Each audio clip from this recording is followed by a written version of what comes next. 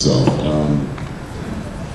feels like I'm working every month, just because I am, which is great. No, because I have, you know, the economic downturn has affected every industry. And I have so many actor friends who were on TV series that can't find work now, whether ageism or just falling out of favor. I know a lot of people who are in crews being the behind the scenes people that make the fantastic sets that we live on, and the props and all that, who no longer have jobs because a lot of the jobs are now being outsourced to places like Council Bluffs, Iowa and stuff. Which is fine for Council Bluffs, but then their film commission went under, so. But it's been a fan, I mean, I don't really, but no, I am going to brag a little bit because I'm proud of it. I did my first executive producer on a film called Sushi Girl. If you go to sushigirlmovie.org, you can see a trailer. Besides me, it has Andy McKenzie, Jimmy Duvall, Danny Trejo, Michael Bean, Jeff Fahey, and Mark Hamill, who plays my right-hand man. And yeah, it's a good man. I got him to sign 5 copies of Arkham Asylum for me. Yeah. Awesome. I count the Joker as one of my close friends. That's pretty awesome. So we got Sushi Girl coming out next year. Looks like we're going to get into Slam Dance, and I'm going to be doing my directing debut next year, if I can squeeze it in with all the cruise ships that I'm going to be going on. It's a project called Catalytic. You'll be hearing about it. It's already been announced in the trades. Something I wrote. So I look forward to that, and more work on Transformers. Yeah, this voiceover business is a weird. I just turned down they wanted me to do a voice on the new video game just yesterday. And you see, video games sell for $60 a unit, right? And for some reason, SAG hasn't negotiated a proper contract, so they wanted to offer me peanuts. And we try not to do that. But, so I didn't do that one, but there'll be another one. Man, these buttons are cool. This is what it's like. I told Avery I actually auditioned for that role, and I didn't get it, but that's okay, because every role is meant for whoever gets it. And Avery is a good man and a great professor. Has he been here, Starbase Indy? You talked to him. No, he hasn't? And Michael Dorn? He was one of the first guests, right? Somebody told me. Okay. Good guy. He's nice. Michael Dorn is a sweetheart. Yeah, he is. But have you ever been in a plane with him?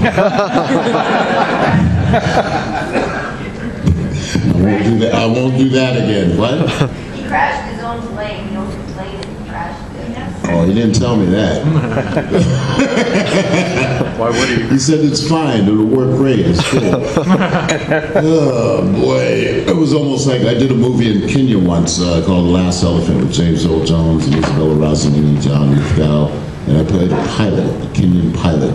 And I remember flying from the airport.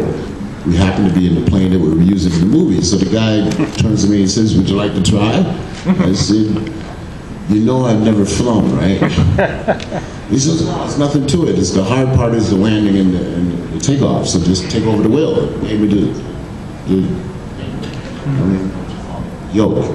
And you should have seen their faces. They were like, I felt like a kid again. Well, I am a kid, because when I was in high school, I played practical jokes, and that's kind of where I got all this started. Plus, I was horrible in sports then, because I had a big growth spurt, and it just totally uncoordinated.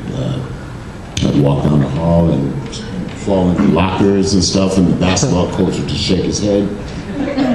And then I discovered I could swim, and to this day I still swim at least 3 miles a week or something, and it's really cathartic. It feels like I'm back in the womb, and I love that. Yeah, so thank God for finding whatever your dream is when you find it. And I was blessed. I was raised by a single woman who just encouraged me to do whatever I wanted to do, and as long as I didn't harm anybody. And she was so proud when I said, hey, I'm going to go to college and study to be an actor. I ended up getting my master's in theater, and it was so weird because from the time I got out of school, I taught school for 2 years, and then I moved to New York City, and it took 4 years before I got my first film, which was Platoon. So it was a good film to be in. But those 4 years, my aunt had a way, I was raised by my aunt, she had a way of calling me and saying, baby, you okay? And I guess my voice wasn't so convincing because I was like, oh, no, all right. And the next thing you know, she was like, go to Western Union, there's something for you. You know?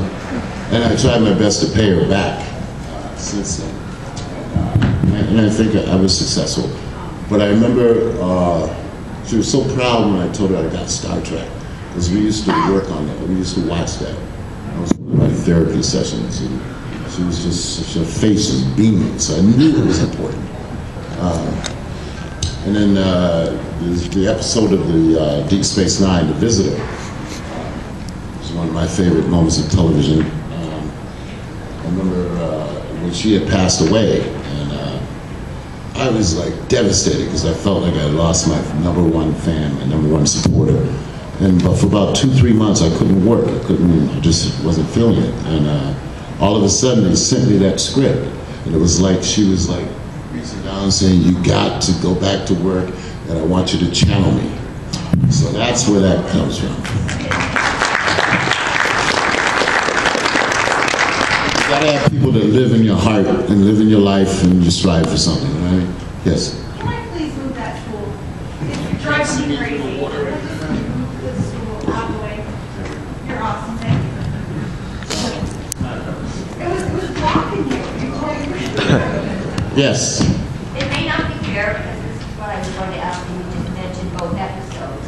But did you enjoy doing Kern more or older Jake? Or your teenager DS9? Well, I'll tell you what. You know, people say I work a lot, right? And I don't count, and I rarely watch things after I shoot them. Although I do check the cable listings and see if something's on every week or whatever, and it usually is. But movie roles are like children. Some of them are dysfunctional, some of them don't work. Some of them are works of joy, so I can't separate each other. What's up? How you doing? What's up? How come I haven't seen you all day? I've been here. You've been busy today. Okay. Good to see you. Awesome. So they're all like children, so I can't differentiate and judge. It's somebody else's job. I can only tell you the movies that I did that I hate.